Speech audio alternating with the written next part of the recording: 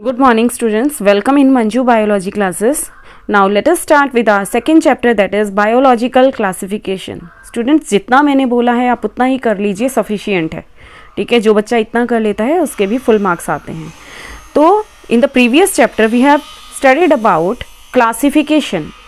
क्या होता है क्लासिफिकेशन? क्लासिफिकेशन में हम ऑर्गेनिजम्स को आइडेंटिफाई करके नेम देके उसको हम ग्रुप्स में डिवाइड करते हैं ताकि हमें उसको स्टडी करने में इजी हो जाए. ठीक है ना. तो सबसे पहले जो क्लासिफिकेशन दी थी, ठीक है, क्लासिफिकेशन दी थी वो दी थी एरिस्टोटल ने.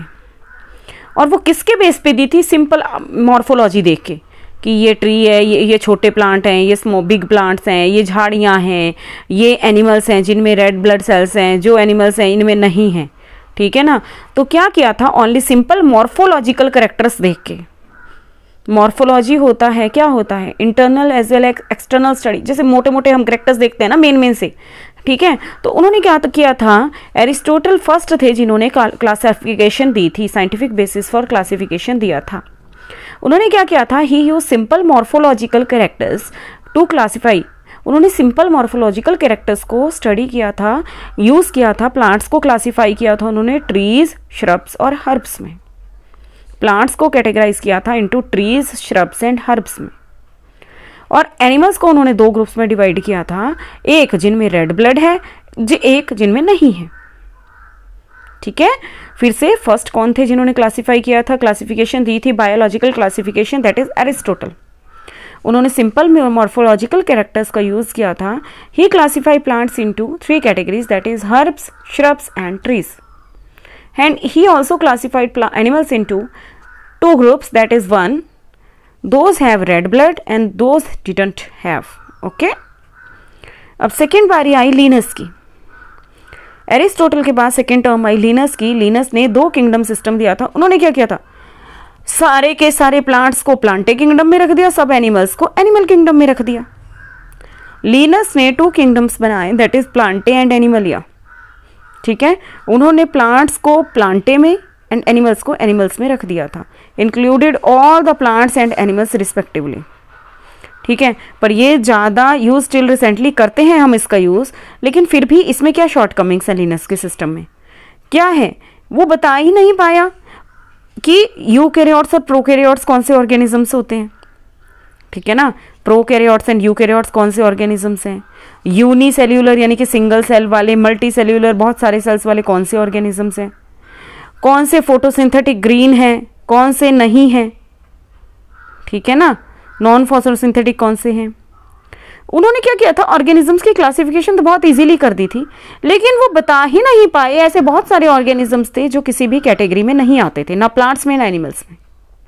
समझ आया मुझे? आप लोगों को समझ आया? लीनस ने क्या किया था? टू किंगडम सिस्टम क्लासिफिकेशन दिया था, kingdom Plantae and kingdom Animalia. And he include all the plants in kingdom Plantae and all the animals in kingdom Animalia. But there are large number of animals who didn't fall under any category. किसी category में आते ही नहीं है वो. ठीक है ना. और क्या उनकी शॉर्टकमिंग्स हैं? एक तो यही हो गई कि there are large number of animals organisms who didn't fall under either category. किसी कैटेगरी में नहीं आते. ही डिडंट डिस्टिंग्विश मीन्स उसको डिफरेंस नहीं पता पाया वो कौन से यूकैरियोट्स हैं एंड कौन से प्रोकैरियोट्स हैं. ही डिडंट डिस्टिंग्विश या differentiate between unicellular and multicellular. He didn't tell about which one are photosynthetically green and which one are non photosynthetic. ठीक है. तो उसने इजीली डन कर लिया था ये. अभी हमारे पास बहुत सारे कैरेक्टर्स हैं. उसके बाद जो थर्ड साइंटिस्ट आए, that is Whittaker, R.H. Whittaker, जो भी आप लोगों ने बोलना, R.H. विटकर. 1969 में इन्होंने क्लासिफिकेशन दी थी. ठीक है. कौन सी क्लासिफिकेशन दी थी? He gave 5 kingdom system of classification. 5 kingdom. ठीक है. और इसका जो मेन क्राइटेरिया कई बार ये आ जाता है कि ये जो विटकर की क्लासिफिकेशन है 1969 वाली, ये किस चीज पे, इनका बेसिक कॉन्सेप्ट क्या है, किन किन चीजों पे ये बेसिस है. ठीक है ना. क्या आधार है इसका? तो इसका है cell structure. This classification was based on cell structure, thallus organisation. Thallus होता है जो प्लांट बॉडी, एनिमल बॉडी जो दिखाई दे रही है, थैलस. ठीक है. Cell structure, thallus organisation, mode of nutrition, कि वो कैसे न्यूट्रिशन है उनमें, किस टाइप का है. ठीक है.